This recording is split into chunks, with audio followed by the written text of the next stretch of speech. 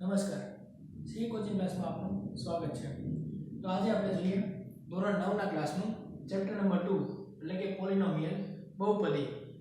તો બહુપદીમાં આપણે સૌથી પહેલા શું કરવાનું કે આના ફેક્ટર એટલે આના અવયવ કે x y હોલ સ્ક્વેર ના ફેક્ટર શું પડે અથવા કે અવયવ શું પડે તો કે x square 2xy y square. બીજા x y હોલ સ્ક્વેર તો એનું શું પડે તો કે x square 2xy y square. એ જ રીતે x સ્ક્વેર y સ્ક્વેર તો એનું શું થાય તો કે x y અને x y. આ આપણે ધોરણ 8 માં ભણી ગયા છીએ જ્યારે આપણું ચેપ્ટર પોલિનોમિયલ આવે છે ત્યારે. એ જ રીતે હવે આમાં આપણે થોડું આગળ ભણીએ. પોલિનોમિયલ ઇન વન વેરિયેબલ એટલે કે બહુપદીમાં એક વેરિયેબલ વાળું. તેમાં ટર્મ કોને કહેવાય તો સપોઝ કે આવું કહીએ કે p of x બરાબર x square 2xy y square. તો આ એક આખી ટર્મ થઈ કહેવાય. આ જે પોર્શન બન્યો એ આખી એક ટર્મ કહેવાય. એ જ રીતે આ કોએફિશિયન્ટ. તો કોએફિશિયન્ટ એટલે શું તો કોએફિશિયન્ટમાં શું આવે તો કે આ x સ્ક્વેર છે તો એનો કોએફિશિયન્ટ શું આવે તો x સ્ક્વેર ની આગળ શું છે તો કે 1 છે તો એનો કોએફિશિયન્ટ શું થાય 1 x સ્ક્વેર નો. પછી આ 2xy છે તો એનો કોએફિશિયન્ટ શું થાય તો કે આ xy જે છે ટર્મ એટલે કે આ વેરિયેબલ એની આગળ શું છે તો એને આપણે કહેવાય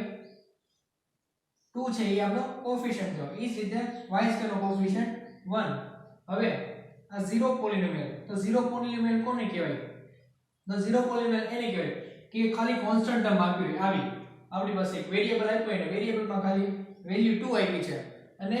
તો આનું શું થાય તો x ની પાવર 0 થઈ જાય.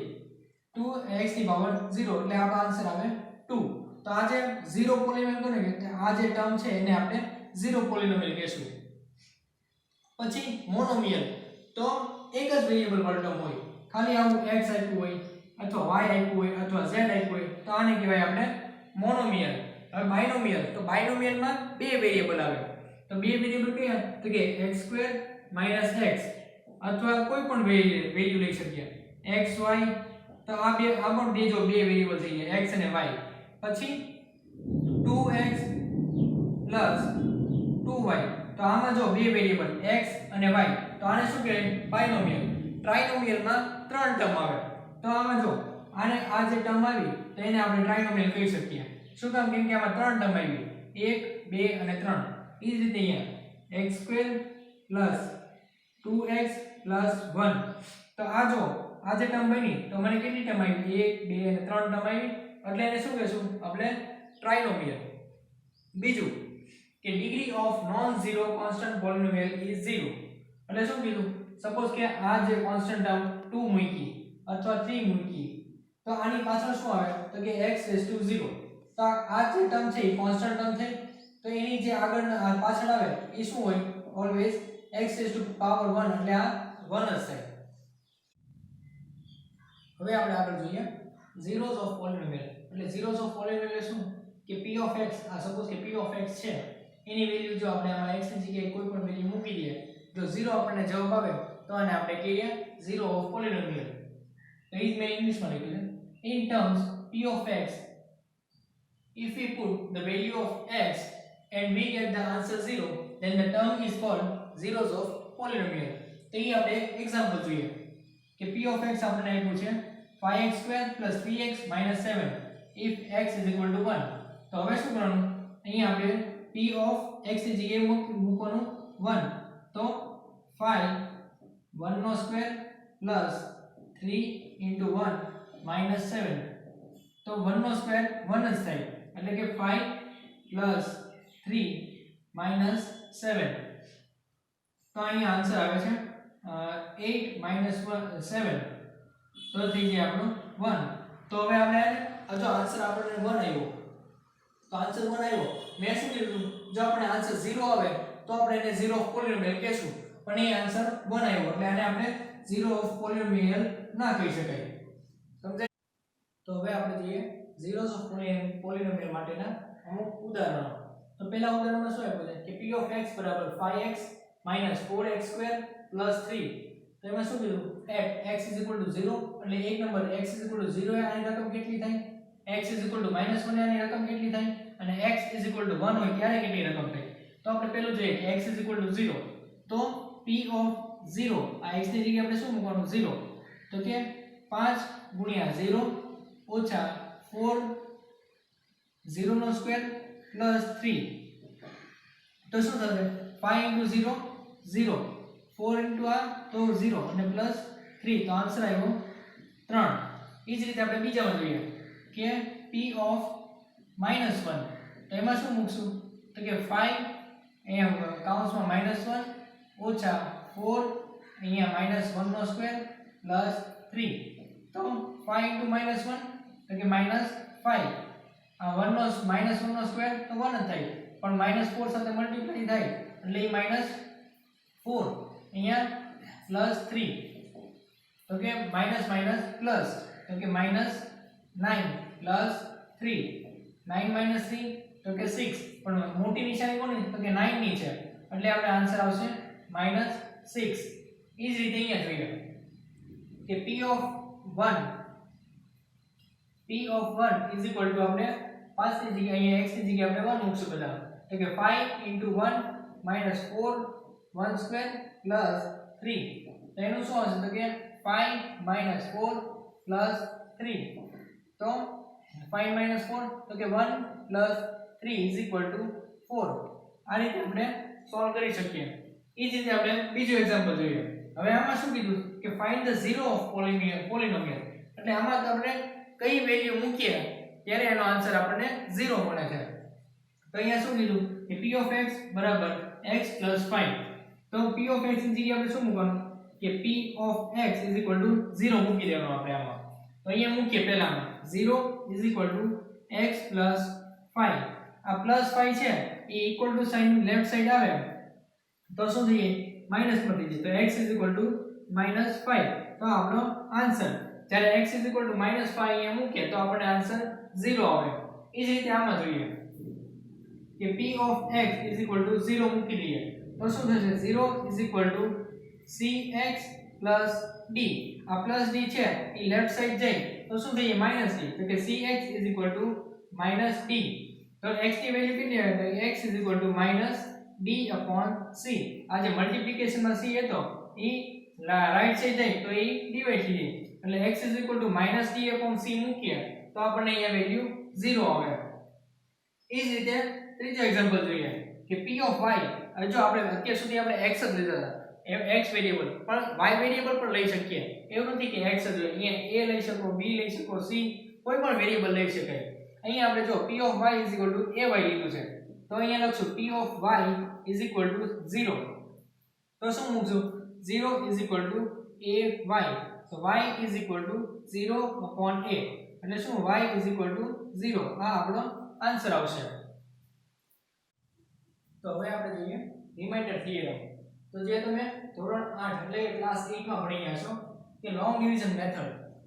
મેથડમાં તમે આવી રીતે કરતા હશો કે p of x ની વેલ્યુ અહીં આપી છે g of x ની વેલ્યુ આપી છે એને આપણે શું કરશું ડિવાઈડ કરશું તો આમાં આપણે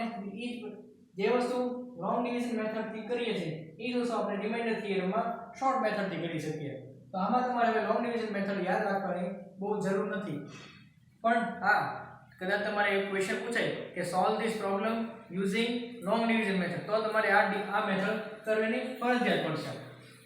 તો આમાં જોઈએ લોંગ ડિવિઝન મેથડ પ્રમાણે કે divide p of x and by g of x where p of x = r 3x² + x - 1 and g of x = x + 1 તો આપણે પહેલા લખશું કે આ ડિવિઝન ની સાઇન કરી એમાં લખશું p of x એટલે 3x² + x - 1 અને આગળ બહાર લખશું x + 1 તો હવે અહીંયા જોઈએ અહીંયા શું છે ખાલી x છે અને અહીંયા આપણને 3x² છે તો કઈ ટર્મ વડે આપણે મલ્ટીપ્લાય કરશું તો આપણે 3x² આન્સર આવે તો અહીંયા આપણે કરશું 3x વડે મલ્ટીપ્લાય કરીએ તો 3x ને આપણે આની સાથે મલ્ટીપ્લાય પહેલા કરીએ તો અહીંયા આપણને આવશે 3x² હવે 3 ને આની સાથે મલ્ટીપ્લાય કરશું 1 સાથે તો આવશે +3x હવે જો આપણે આ પહેલી ટર્મ કેન્સલ આઉટ કરવી હોય તો શું કરવું પડે સાઇન આપણે ચેન્જ કરવી પડે આ પ્લસ છે તો અહીંયા માઈનસ આ પ્લસ નું માઈનસ હવે આપણે આ કટ કરી શકીએ તો બચે શું અહીંયા તો કે 3x -3x અને આ x તો એનો આન્સર આવે 2x હવે શું કરવાનું આ -1 ને આપણે નીચે ઉતારીએ હવે અહીંયા આપણે ટર્મ જો -2 આવી છે -2x તો અહીંયા શું કરશું આપણે 2 વડે મલ્ટીપ્લાય કરશું તો આ 2 ને આપણે પહેલા x સાથે મલ્ટીપ્લાય કરીએ તો -2 x એટલે કે -2x પછી -2 ને આપણે 1 સાથે મલ્ટીપ્લાય કરશું તો આપણે આવે -2 તો હવે અહીંયા જો આ કેન્સલ આઉટ ન થતો એટલે શું કરવું પડે આપણે સાઈન ચેન્જ કરીએ તો કે -2 પ્લસ તો આપણે આ કેન્સલ થઈ ગયા હવે શું વધે +2 -1 તો કે આન્સર આવે 1 તો આમાં આપણો રિમાઇન્ડર શું આવ્યો એટલે કે શેષ તો આપણી શેષ આવી 1 તો આમાં લખી શકીએ આપણે કે રિમાઇન્ડર = 1 એટલે કે શેષ બરાબર 1 એ જ રીતે આપણે હવે જે આપણે ભણશું આ ચેપ્ટરમાં કે રિમાઇન્ડર થિયરમ શું છે તો એની આપણે મેથડ ઈ જ કરીએ દાખલો આપણે આનો જ રાખીએ પણ કઈ રીતે કરવાનું હવે શું કીધું કે g of x આપણે આપ્યું છે g of x = x + 1 તો અહીંયા 0 = x + 1 મૂકી દઈએ તો x = -1 આવી હવે એ જ વસ્તુ આપણે p of x માં મૂકીએ કે p of x = 3x² + x - 1 x ની વેલ્યુ આપણે કેટલી આપી છે તો કે -1 તો p of -1 = 3 - 1² + -1 -1 મૂક્યો તો અહીંયા જોઈએ આપણે તો આ સુધી આ -1 નો સ્ક્વેર કરીએ તો કે 3 * 1 પ્લસ માઈનસ તો કે -1 -1 તો આ 3 માઈનસ પ્લસ એટલે અહીંયા 2 આવશે તો આન્સર આપ્યો 1 આપણો આન્સર જો આ અને આ બંને સરખા જ આન્સર આવ્યા તો આપણે જે વસ્તુ લોંગ ડિવિઝનમાં કરતા હતા એ જ વસ્તુ આપણે રિમાઇન્ડર થિયરમમાં જોઈ શકીએ તો હવે આપણે જોઈએ ફેક્ટર થિયરમ તો ફેક્ટર થિયરમમાં શું કરવાનું કે આ જે વચ્ચેની ટર્મ હોય ને એને આપણે સ્પ્લિટ કરવાની એટલે કે એને અલગ કરવાની તો એ કેવી રીતે કરી શકાય તો કે આ પહેલી અને છેલ્લી ટર્મ છે તો પહેલી ટર્મનો કોએફિશિયન્ટ અને છેલ્લી ટર્મનો કોએફિશિયન્ટ એ બેનો મલ્ટીપ્લિકેશન કરીએ એનો આન્સર આપણે એ જે મલ્ટીપ્લિકેશન કરીએ એનું પાછું સ્પ્લિટ એવી રીતે કરવાનું કે આ બંનેનો મલ્ટીપ્લિકેશન એટલે p * q એનો જે આન્સર આવે એ આપણે શું બોલવું જોઈએ કે p + q = 17 થવું જોઈએ સમજાય તો p + q અહીંયા 6 અને 5 તો 6 * 5 તો 30 થાય તો 30 ને આપણે સ્પ્લિટ કરીએ તો 30 ને આપણે સ્પ્લિટ બે રીતે કરી શકીએ તો કે 15 + 2 કરીએ તો 30 બને તો એ જ આન્સર અહીંયા આવે કે 15 + 2 એટલે p આપણો 15 થઈ ગયો અને q આપણો થઈ ગયો 2 સમજાય તો એ આપણે વેલ્યુ આમાં મૂકી દઈએ જો તમને એ રીતે ન ફાવે તો બીજી રીત પણ છે તો પહેલા શું કરવાનું કે આ 6 છે તો 6 કોના ટેબલમાં આવે તો કે 2 3 અમે શું કર્યું ક્રોસમાં લઈ જઈએ ક્લિયર પછી છે ને આ 5 છે પાછળ તો એને શું લખશું અહીંયા 5 1 આ પણ મેં ક્રોસમાં લઈ ગયા શું કામ હવે જો હવે એક ટ્રાય કરો બીજી કે પહેલા છે ને ગુણાકાર આ મલ્ટીપ્લિકેશન કરવાનું આ બેનો મલ્ટીપ્લિકેશન કરીએ તો આનો આન્સર આવે 10 પછી આ બંનેનો મલ્ટીપ્લિકેશન કરીએ આનો આન્સર આવે 13 તો આ બેનો આપણે એડિશન કરીએ અથવા સરવાળો કરીએ તો શું આવે 13 આન્સર આવે જે આપણે વચ્ચેની ટર્મમાં 17 છે તો 17 નથી આવતો તો ચાલો આ ભૂલી જઈએ એટલે આ જે ટર્મ છે એ આપણે નો આવે હવે શું કરવાનું બીજી રીતે કે 2 નો 1 સાથે મલ્ટીપ્લાય કરીએ તો કે 2 થાય પછી 5 નો 3 સાથે મલ્ટીપ્લાય કરીએ તો કે 15 હવે આ બેનો આપણે એડિશન કરીએ તો આપણને જવાબ આવે 17 જે આપણે વચ્ચેની ટર્મ છે તો એ જ વસ્તુ આપણે અહીંયા પણ જોવા મળશે કે આ બેનો ગુણાકાર કર્યો એટલે 30 આવ્યો તો કે 15 દુ 30 થાય એટલે 15 * 2 એટલે 30 અને 15 + 2 કરીએ તો કે 17 એ જ વસ્તુ આપણે અહીંયા મૂકીએ હવે તો કે 6x² + 2x + 15x આ જે વચ્ચેની ટર્મ હતી એને મેં આપણે સ્પ્લિટ કરી નાખ્યા આવી રીતે +5 તો આમાં હવે પેર બનાવીએ આપણે તો આ બે પેર અને આ બંને પેર તો આ બંને પેરમાંથી કોમન શું નીકળે તો કે 2x કોમન નીકળે તો બચે શું તો કે 3x + 1 હવે આ બંને પેરમાંથી કોમન શું નીકળે તો કે +5 તો બચે શું 3x + 1 એ જ આપણે જોઈએ જો તમને એવું થાય કે મને ડાઉટ આવે છે કે આવું કેવી રીતે થઈ જાય આને આપણે મલ્ટીપ્લાય કરી જોવાનું કે 2 ને 3 સાથે કરીએ તો કે 6x², 2 ને આની સાથે કરો તો કે 2x, હવે 5 ને આની સાથે કરો તો કે 15x આ +15x, 5 ને આની સાથે કરો તો કે +5 આવી ગયો આન્સર આપણો હવે જો બંનેમાં શું થતું કે 3x + 1 અને આમાં પણ 3x + 1 તો 3x + 1 આપણે એક જ લખવાનું જેવું છે તો 3x + 1 તો બચ્યું શું હવે બીજા બ્રેકેટમાં તો કે 2x અને +5 એટલે 2x + 5 આ આપણા ફેક્ટર પડે કેના દ્વારા તો કે આપણે ફેક્ટર થિયરમ પ્રમાણે કર્યું આ બે મેથડ તમારે યાદ રાખવાની એ જ રીતે આપણે આમાં જોઈએ તો અહીંયા શું આપ્યું છે તો કે y² - 5x + 6 તો અહીંયા આપણે એના ફેક્ટર પાડવાનું છે એટલે કે અવયવ પાડવા છે તો અવયવ કઈ રીતે પાડશું તો કે અહીંયા 1 છે કોએફિશિયન્ટ આનો 1 થાય તો આપણે લખીએ કે 1 અહીંયા પણ 1 ક્રોસમાં આપણે પછી આ 6 કોના ટેબલમાં આવે તો કે 2 અને 3 આ બે હવે શું કરશું પહેલા આપણે આમ મલ્ટીપ્લિકેશન કરી જોઈએ તો કે અહીંયા આવે છે 2 એ જ રીતે આને પણ મલ્ટીપ્લિકેશન કરી જોઈએ તો અહીંયા આવે 3 આ બેનું એડિશન કરીએ તો આપણને આન્સર આવે 5 જે આપણી વચ્ચેની ટર્મ છે તો એ જ રીતે આપણે જોઈએ તો કે y² - 3x minus sorry અહીંયા 3y આવશે minus 2y plus 6 હવે શું કરવાનું કે આ બંનેની પેર બનાવવાની તો પેર બનાવવા આ બે ટર્મ અને આ બે ટર્મ તો આ બંને ટર્મમાંથી કોમન શું નીકળે તો કે y કોમન નીકળે તો વચ્ચે શું y minus 3 આ બંને ટર્મમાંથી શું કોમન રહે છે minus 2 અહીંયા પહેલી ટર્મ માઈનસ છે એટલે અહીંયા બ્રેકેટમાં શું તો કે y minus 3 શું કામ minus 3 આવ્યા તો કે પ્લસ માઈનસ માઈનસ એ જ રીતે આપણે જોઈએ તો આ ને આ ટર્મ બંને સરખી બની ગઈ તો કે y minus 3 અને બચ્યું શું તો કે y minus 2 આ આપણા ફેક્ટર પર છે એ જ આપણે જોઈએ કે p q પ્રમાણે જોઈએ તો p q પ્રમાણે પણ એ જ આવે તો કે p q આ p q એટલે 6 થાય તો 6 ક્યારે આવે તો કે 2 3 p plus q is equal to 5 તો આ બેનું એડિશન કરીએ 2 plus 3 તો આવ્યું આપણે આન્સર 5 તો મિડલ ટર્મ આપણી આવી ગઈ આ રીતે આપણે બધા એક્ઝામ્પલ કે એક્સરસાઇઝમાં જે આપ્યા છે એ તમારે કરવાના રહેશે તો હવે આપણે જોઈએ એલ્જીબ્રાઇક આઇડેન્ટિટી એટલે કે આજે અમુક જે સૂત્ર હોય કે આ બધી સૂત્ર ફરજિયાત છે જે તમારે ગોખવી પડશે અથવા તમારે યાદ રાખવા માટે 5 વાર લખો કે 10 વાર લખો ટૂંકમાં તમારે યાદ રાખવાની જેમ તમે ભવિષ્યમાં આગળ જશો 9માં છો તો 10માં જશો તો પણ આ જ ફોર્મ્યુલા આવશે તમને 11માં જશો તો પણ આ જ ફોર્મ્યુલા આવશે તો આપણે પહેલા જોઈએ x + y હોલ સ્ક્વેર તો એનું સૂત્ર શું આપણે મેં કીધું હતું તો કે x² + 2xy + y²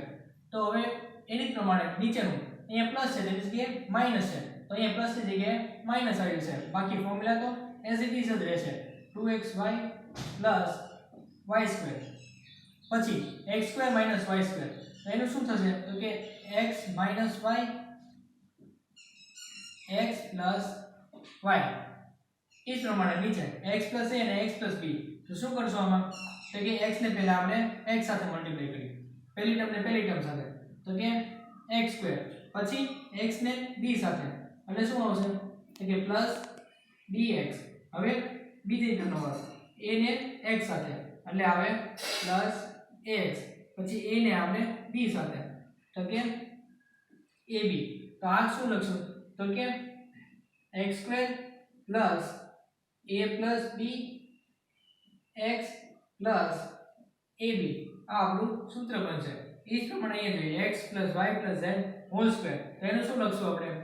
આ x² + y² + z² હવે શું કરવાનું તો કે આજે આપણે કરતા હતા એ જ પ્રમાણે અહીંયા તો કે +2xy આ પહેલી બે ટર્મ પછી +2yz એટલે બીજી બે ટર્મ +2yz પછી આ પહેલી અને છેલ્લી ટર્મ એટલે કે 2xz આ આપણું x + y + z whole square નું સૂત્ર બનશે એ જ પ્રમાણે x + y હોલ ક્યુબ નું તો એમાં શું થશે તો કે x³ + y³ + 3xy અને x + y આ આપણું સૂત્ર બનશે એ જ પ્રમાણે નીચે અહીંયા પ્લસ ની જગ્યાએ માઈનસ છે તો અહીંયા પ્લસ ની જગ્યાએ બંનેમાં માઈનસ આવી જશે એટલે શું થશે આપણું x³ - y³ - 3xy અને અહીંયા થશે x - y હવે છેલ્લું સૂત્ર x³ + y³ + z³ - 3xyz તો એનું શું બનશે તો કે x + y + z આટલું થયું હવે બીજા બ્રેકેટમાં શું લખશું તો કે x² + y² + z² આ હજી આપણું પૂરું નથી થયું, હજી આગળ આવશે તો કે માઈનસ xy માઈનસ yz અને માઈનસ zx. આ આપણું સૂત્ર બન્યું. તો આ સૂત્ર તમારે સ્ક્રીનશોટ લેવો હોય તો પણ તમે સ્ક્રીનશોટ લઈ શકો છો અને સ્ક્રીનશોટ લઈને તમે પોતાની બુકમાં ઉતારીને એક જગ્યા ઉપર લગાડી દેવા. તો આ જે સૂત્ર આપ્યા છે એ પ્રમાણે તમારે એક્સરસાઇઝમાં જે દાખલા આપ્યા છે એ પ્રમાણે ગણવાના રહેશે. જેમાં સૂત્ર છે એ પ્રમાણે બધા દાખલા છે. આનું એમ કે ફેક્ટર આ જે આવું આપ્યું હોય કે આ જે છે ટર્મ તો એ આ એક્સપાન્ડ ફોર્મ કહેવાય. એ એક્સપાન્ડ ફોર્મમાંથી આમાં જઈએ તો એને ફેક્ટરાઇઝ ફોર્મ કહેવાય. તો એ પ્રમાણે તમારે દાખલા ગણવાના રહેશે. તો હવે આપણે અહીં આપણું ચેપ્ટર પૂરું થાય છે અને અમારા 9મા ધોરણની સિરીઝ પણ શરૂ છે અને 10માની પણ સિરીઝ શરૂ છે. જો તમને અમારી ચેનલ ગમે તો લાઈક કરો, સબસ્ક્રાઇબ કરો અને ગ્રુપમાં શેર કરો.